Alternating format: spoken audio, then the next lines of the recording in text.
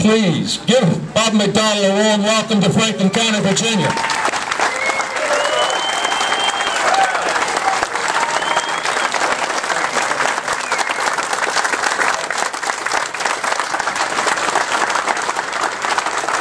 Well, good afternoon, Franklin County. It's great to be out here with you. Thank you so much. What an incredibly warm welcome. The last thing you need on a 100-degree day is more hot air from a politician, but I'm going to give you some straight talk, and I want to say thank you so much for this great reception for Maureen and I. We've been campaigning for a couple of years now to get within 85 days of winning the governor's race for you, and I want to say from the bottom of my heart, thank you for all the love and support and prayers that you've given us during the course of this campaign for me and for Bill Bowling and Ken Cuccinelli. We are really ready to lead. Are you ready to win?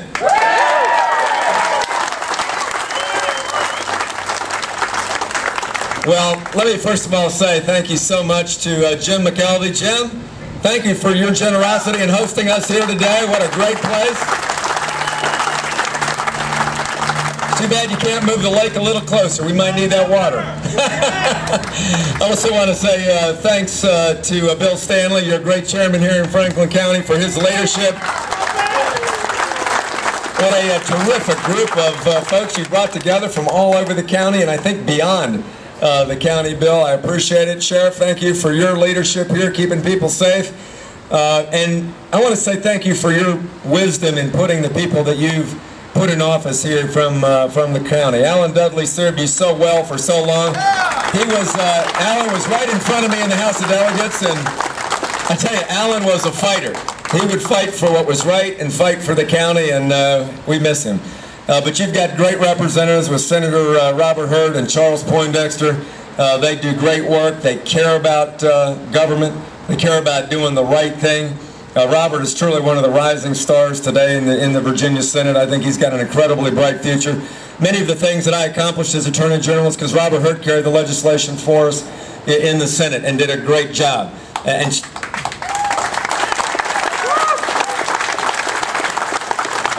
Charles brings an incredible perspective for small business, for understanding local government and what state government can do to help or hurt the localities to govern well at the local level.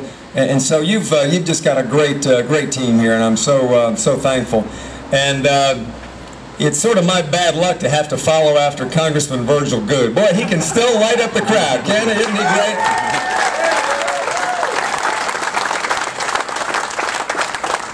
I'll tell you, I knew Virgil as a Democrat, an independent, and a Republican. You know what? He was always the same. A man of principle, a man who loved his country, loved the family, knew what was right for our country, standing rock solid on the conservative principles that have made this a great state and nation. And I know he is missed terribly in the United States Congress without his leadership being there. But I want to say thanks to he and Lucy for tremendous service to this region.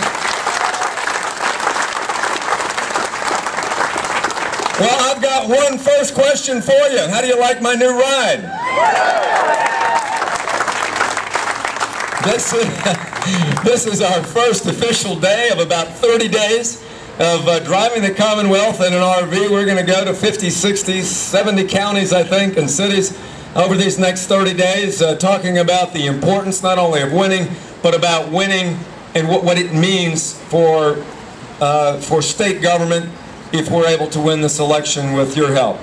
You know, I grew up in Fairfax County. I lived in Virginia Beach for 21 years. I now live in Richmond.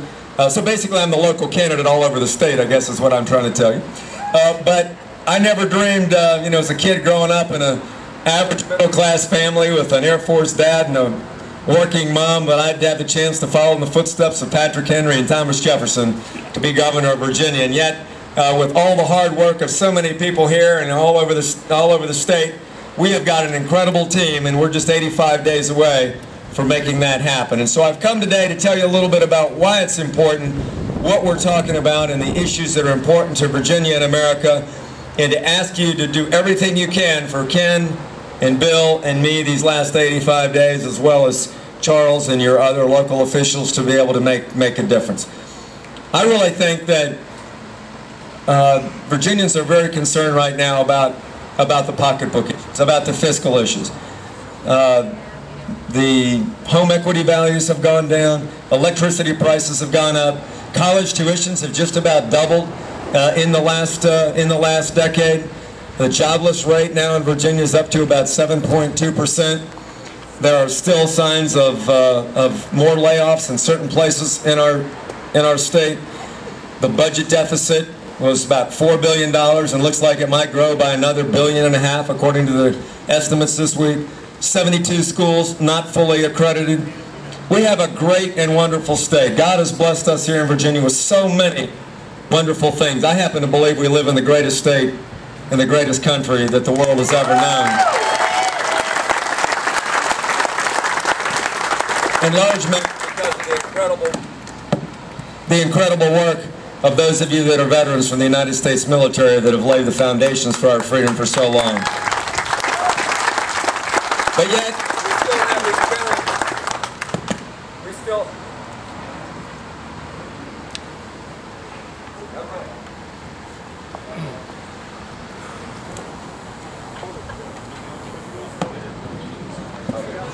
okay, there we go. I thought it was a Democrat microphone there for a minute. But we still have these challenges that I laid out. What do we need to do? We need to make sure that the next governor is doing everything possible every minute of the day to find out how we can grow jobs, increase opportunity, to provide more people the opportunity to live the American dream like so many of us have been blessed to do. We need to do that by making sure that the fundamentals that have made Virginia great only get stronger, and that is keeping taxes and regulation and litigation low, strong right to work laws, great universities that focus on research and development and providing the next generation with the opportunity to live the American dream. That's the foundations of a great state. And then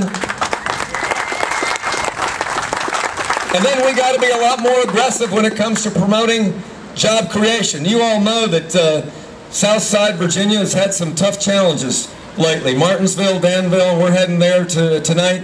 Have had double-digit unemployment for a while. They've been hurt by NAFTA. The furniture manufacturing industry, the textile industry, the tobacco industry have all had problems in the last decade that have led to real challenges down here. So we've got to be a lot more aggressive. Why? Yes, we've got great rankings, but you know what? We're not just competing against Tennessee and North Carolina anymore. We're competing against India and China and Vietnam and